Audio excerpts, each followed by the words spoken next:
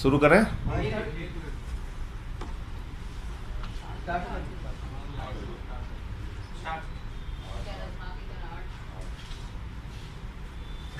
शुरू करें। आज माननीय सर्वोच्च न्यायालय का अडानी के मामले में एक बहुत ही महत्वपूर्ण फैसला आया है। वो फैसला जहां एक और सराहनीय फैसला है, अडानी की घोटाले की 6 सदस्यीय समिति बनाकर जांच कराने का फैसला है। उस समिति में पूर्व न्यायाधीश को शामिल करके जांच कराने का फैसला है। वहीं दूसरी तरफ यह सुप्रीम कोर्ट का फैसला नरेंद्र मोदी जी की सरकार पर जोरदार तमाचा है। 140 करोड़ लोगों ने चुनकर भारत का प्रधानमंत्री नरेंद्र मोदी जी को बनाया। पूरा विपक्ष एक स्वर में मांग कर रहा था कि दुनिया का सबसे बड़ा घोटाला है अडानी घोटाला, कॉर्पोरेट जगत का सबसे बड़ा घोटाला है अडानी घोटाला।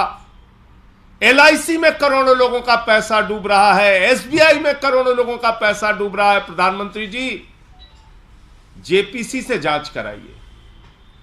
पूरे सदन के सत्र के दौरान हम लोग एक ही मांग करते रहे, लेकिन एक कहावत हमने सुनी थी कि रोम जल रहा था, नीरव बंसी बजा रहा था। करोड़ों लोगों का पैसा डूब रहा था, अडानी का महाघोटाला सामने आया था और नरेंद्र मोदी जी जांच कराने से भाग रहे थे, जांच कराने के लिए तैयार नहीं थे, JPC बनाने के लिए तैयार नहीं थे। इसके पीछे कारण क्या है? इसके पीछे कारण बहुत ही साफ है, जो पहले दिन से मैं कह रहा हूं, नरेंद्र मोदी जी की सरकार ऊपर से लेकर नीचे तक भ्रष्टाचार में आकंठ डूबी हुई है। नरेंद्र मोदी जी की सरकार अडानी के साथ मिलकर देश की संपत्तियों को नीलाम कर रही है, औने पौने दामों में बेच रही है। मोदी जी ने अडानी को कोयला दे दिया, गैस दे दिया, बिजली दे दिया, पानी दे दिया, सड़क दे दिया, स्टील दे दिया, सीमेंट दे दिया, सीपोर्ट दे दिया, एयरपोर्ट दे दिया। यानी अगर पाताल में चले जाइए तो कोयला और गैस अडानी को दे दिया, आकाश में चले जाइए तो जहाज अडानी को दे दिया, आकाश से लेके पाताल तक सब कुछ अडानी को दे दिया, सब कुछ अडानी को दे दिया। और इतना ही नहीं रुके, 2.5 लाख करोड़ रुपए का कर्जा दे दिया। जब घाटा होने लगा व्यवसाय में तो 84,000 करोड़ का कर्जा माफ कर दिया। और उस अडानी ने क्या किया? अपने भाइयों के साथ मिलकर सैकड़ों फर्जी कंपनियां पूरे देश में और दुनिया में खोलने का काम किया। सैकड़ों फर्जी कंपनियां तमाम टैक्स हेवन कंट्रीज में, मॉरिशस और कैरेबियाई देशों में खोलने का काम विनोद अडानी ने किया, जो इसका भाई है अडानी का। और अकेले मॉरिशस का मैं बता रहा हूं, अकेले मॉरिशस एक पते पर 6 फर्जी कंपनियां खोली गई। उन 6 फर्जी कंपनियों की आमदनी का जरिया क्या है मालूम नहीं, लेकिन उन 6 कंपनियों के माध्यम से भारत में अडानी की कंपनी में 42,000 करोड़ रुपए लगाया गया। 42,000 करोड़ रुपए क्या कर रही थी सेबी जब यह काला धन लग रहा था? क्या कर रही थी ईडी, इनकम टैक्स डिपार्टमेंट क्या कर रहा था जब यह काला धन अडानी की कंपनियों में लग रहा था? सेबी इसलिए कार्रवाई नहीं कर पाती क्योंकि सेबी में अडानी का समधी बैठा हुआ है। और माननीय सर्वोच्च न्यायालय से मैं यह भी अनुरोध करना चाहूंगा कि आपने सेबी से भी जांच की रिपोर्ट मांगी है, कम से कम उसके रिश्तेदार को उसमें शामिल ना किया जाए। वो रिश्तेदार अगर जांच करेगा तो कैसी जांच रिपोर्ट बना के देगा, यह समझा जा सकता है। क्योंकि सेबी तो खामोश रही है। अनाप शनाप पैसे दुनिया के देशों से काला धन हजारों लाखों करोड़ रुपए अडानी की कंपनी में आ रहा था, सेबी देख नहीं पाई। क्योंकि स्टॉक एक्सचेंज पे नजर रखने की जिम्मेदारी तो सेबी की है। क्योंकि वहां पर हो रहे किसी घोटाले घपले को देखने की जिम्मेदारी सेबी की है। अगर शेयर ओवर वैल्यू हो रहा था, मुनाफा ना होने के बावजूद शेयर के दाम अचानक बढ़ रहे थे, तो सेबी ने क्यों उस समय जांच नहीं की? एलआईसी का करोड़ों रुपए डूब गया, हजारों करोड़ रुपए डूब गया। एसबीआई ने हजारों करोड़ का कर्जा दे रखा है। आज जिन लोगों का पैसा एलआईसी में बुढ़ापे के पेंशन के लिए, बीमारी के लिए, बेटी की शादी के लिए लगा है, वो सारे लोग चिंतित हैं। जिन लोगों ने एसबीआई में पैसा जमा कर रखा है, वो सारे लोग चिंतित हैं। और बैंक मोदी जी डुबाना चाहते हैं, इसका एक ही प्रमाण है कि इन्होंने कहा है भले ही आपका करोड़ों रुपए बैंकों में जमा हो, लेकिन नया कानून मोदी जी ने बना दिया, वापसी सिर्फ 5 लाख रुपए मिलेगा।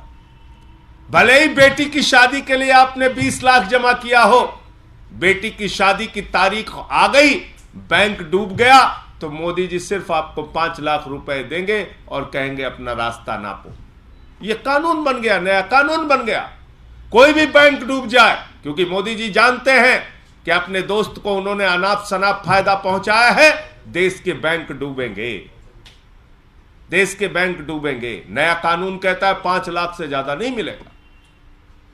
तो इसलिए यह जो फैसला है, यह भारत की सरकार के ऊपर एक जोरदार तमाचा है।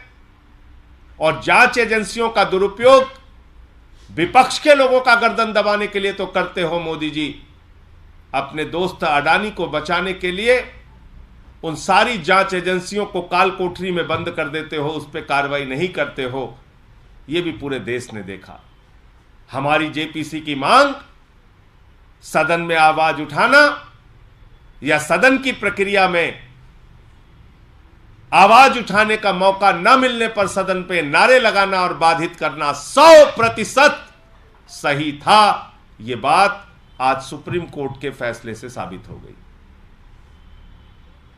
और मैं फिर से कहना चाहता हूं, यह कॉरपोरेट जगत का और दुनिया का सबसे बड़ा घोटाला हुआ है, जो प्रधानमंत्री नरेंद्र मोदी जी के संरक्षण में उनके मित्र अडानी ने किया है। इसकी जांच की परतें खुलनी चाहिए।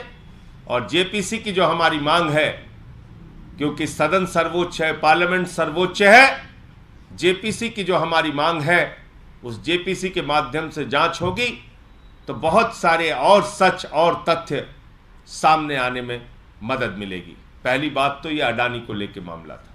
दूसरा, एक और महत्वपूर्ण और ऐतिहासिक फैसला सुप्रीम कोर्ट ने दिया है, जो स्वागत योग्य फैसला है, जो इतिहास के पन्नों में दर्ज किया जाएगा सर्वोच्च न्यायालय के नाम से। वो है चुनाव आयोग के गठन की प्रक्रिया को निर्धारित करने का फैसला। अब प्रधानमंत्री जी, विपक्ष के नेता और मुख्य न्यायाधीश तय करेंगे चुनाव आयोग में कौन बैठेगा। आप बताइए, चुनाव आयोग तब तक इंतजार करता है जब तक प्रधानमंत्री जी की रैलियां ना हो जाएं, योजनाओं की घोषणाएं ना हो जाएं। चुनाव आयोग तब तक इंतजार करता है जब तक गृह मंत्री जी की रैलियां और सभाएं ना हो जाएं। और यह सब कुछ देखकर चुनाव की तारीखों का ऐलान करते हैं। यानी कहीं ना कहीं चुनाव आयोग की निष्पक्षता पर लंबे समय से आवाज उठ रही थी। और आज ये जो फैसला आया है कि लार्जेस्ट अपोजिशन पार्टी का एक मेंबर होगा, प्रधानमंत्री जी स्वयं होंगे और मुख्य न्यायाधीश जी होंगे, वो लोग मिलकर चुनाव आयोग का गठन करेंगे। ये एक अच्छा बेहतरीन फैसला है और इससे चुनाव आयोग की निष्पक्षता को कायम रखने में, भारत के लोकतंत्र को मजबूत करने में, भारत के संविधान को मजबूत करने में मदद मिलेगी। आपके कोई प्रश्न हो? आपने जेपीसी की मांग को लेकर बोला, तो क्या इसमें से संतुष्ट आप लोग नहीं है? जेपीसी की मांग को लेकर सदन के अगले सत्र में जो 13 तारीख से शुरू हो रहा है उसमें भी आवाज उठाते रहेंगे? देखिए, जेपीसी की मांग जो है वो पार्लियामेंट की मांग है, पार्लियामेंट के सदस्यों की मांग है। जेपीसी की मांग से सुप्रीम कोर्ट की जांच में कोई अंतर नहीं आएगा। जेपीसी तो पार्लियामेंट की होती है, भाई एक ही चीज, एक ही घोटाले की जांच सीबीआई भी करता है, ईडी भी करता है। ये तो मोदी जी ने सिखाया है। तो इतना बड़ा महाघोटाला हुआ है, सुप्रीम कोर्ट भी जांच करे और जेपीसी भी जांच करे। अरे अब तो शर्म करके जेपीसी बना दो, अब क्या दिक्कत है भाई? अब तो शर्म करके जेपीसी बना दो, अब तो सुप्रीम कोर्ट ने भी कह दिया। तो ऐसा नहीं है कि जेपीसी बनाने का या जेपीसी के गठन करने की कोई प्रक्रिया इस फैसले से बाधित होगी, कतई बाधित नहीं होगी। आज प्रधानमंत्री जी चाहे जेपीसी बना सकते हैं। ये जो नई कमेटी बनाई गई है, क्या इसके बाद विपक्ष के तमाम जो सवाल थे सीईसी को लेके और इलेक्शन कमीशन को उसके रोल को लेके वो खत्म हो जाएंगे, या फिर सीबीआई डायरेक्टर का भी अपॉइंटमेंट इसी तरह की कमेटी से होता है, वहां भी आपके सवाल बरकरार रहते हैं? देखिए ऐसा है कि जो सरकारी नियंत्रण था, यानी सरकार जिसको चाहती थी बिठाल देती थी चुनाव आयोग में, कम से कम इस फैसले से वो बात खत्म होगी। अब इसमें विपक्ष भी शामिल हो गया और मुख्य न्यायपालिका भी शामिल हो गई, मुख्य न्यायाधीश भी शामिल हो गए। तो कहीं ना कहीं जो एक सरकारी नियंत्रण था चुनाव आयोग के गठन में, वो खत्म होगा इससे। विपक्षी एकता की मांग फिर शुरू की है। बीते दिन चेन्नई में तमाम विपक्षी दलों के जुटे थे और मल्लिकार्जुन खड़गे ने वहां से एक तरह से अपील की कि सभी विपक्षी दलों को एक साथ आना चाहिए। डीएमके का उन्होंने उदाहरण दिया कि जब भी डीएमके साथ में चुनाव लड़ा कांग्रेस के, वहां पे कांग्रेस पार्टी की सरकार बनी। तो क्या आम आदमी पार्टी के देखिए ऐसा है कि विपक्षी एकजुटता का एक आधार होना चाहिए।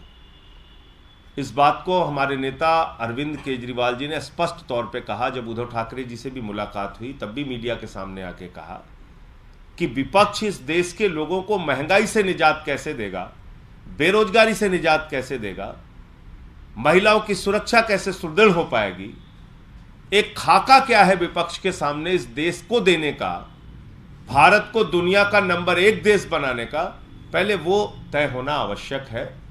और बाकी इस समय जो चुनौतियां हैं, जिस तरह से जांच एजेंसियों का दुरुपयोग हो रहा है, महंगाई बढ़ रही है, बेरोजगारी बढ़ रही है, किसानों को उनके फसल का दाम नहीं मिल रहा है, गैस का सिलेंडर जिस हफ्ते मन होता है, जिस महीने मन होता है बढ़ा देते हैं, तो ये सारे प्रश्न हैं। आप बताइए, फ्री सिलेंडर देने की बात कही थी अमित शाह जी ने उत्तर प्रदेश के चुनाव में, अभी ठीक होली के पहले उन्होंने तोहफा दे दिया, 50 रुपए घरेलू सिलेंडर महंगा हो गया, 350 रुपए कमर्शियल सिलेंडर महंगा हो गया। तो इन लोगों की बातों और वादों का जो भरोसा टूटा है, एक तरफ वो मुद्दे हैं और दूसरी तरफ हमारे सामने क्या सपना है इस देश के लोगों के लिए, वो एक सपना, वो एक व्यू, वो एक विजन तैयार होना चाहिए और तब हम लोग विपक्षी एकता की बात करें, ऐसा अरविंद केजरीवाल जी का और पार्टी का मानना है। संजय जी, G20 देशों के विदेश मंत्री आए हैं, चीन के भी आए हुए हैं, कांग्रेस विरोध कर रही है, आम आदमी पार्टी व्यापार और रिश्ता खत्म करने की कई बार मांग कर चुकी है चीन से। इस दौरे को, इस पूरे समिट को किस तरीके से देख रहे हैं चीन के? देखिए ऐसा है कि दोहरा रवैया मोदी जी की सरकार का और भारतीय जनता पार्टी का चीन को लेकर रहता है। कभी तो इनके चेले निकल पड़ते हैं मैदान में, सामान का बहिष्कार करो, ये दुकान तोड़ेंगे, वो दुकान तोड़ेंगे। अरे भाई, कोई चीनी सामान बेच रहा है, वो तो पैसा देके ला रहा है, तुमने खोला है मार्केट, वो तो भारतीय है बेचारा, उसने बैंक से लोन उठाए हैं दुकान खोलने के लिए, तो भाजपा के गुंडे उसकी दुकान तो तोड़ने पहुंच जाते हैं। लेकिन उनके जो नेता हैं आदरणीय प्रधानमंत्री नरेंद्र मोदी जी, वो चीन के प्रधानमंत्री को झूले पे घुमाते हैं, झूला झुलाते हैं, आओ झूला झुलाते हैं तुमको। तो ये दोहरा चरित्र नहीं होना चाहिए। वो लोग हमारे जवानों की शहादत के लिए जिम्मेदार हैं, हमारी सीमाओं पर घुसपैठ करते हैं, उनके साथ हमारी सेना मुठभेड़ करती है, अपने जान हथेली पर रख के सीमा की सुरक्षा करती है। आप एक बार भी भारत की सीमाओं की सुरक्षा का विषय उनके सामने नहीं उठाएंगे और खाली उनको झूला झुलाएंगे, और आपके चेले जो है भाजपा के, वो चीनी सामानों का विरोध करने की नौटंकी करेंगे, तो ये बात तो ठीक नहीं है, ये बात ठीक नहीं है। तो इसलिए एक स्पष्टता के साथ अपना मत चीन के मुद्दे पर भारत की सरकार को रखना चाहिए।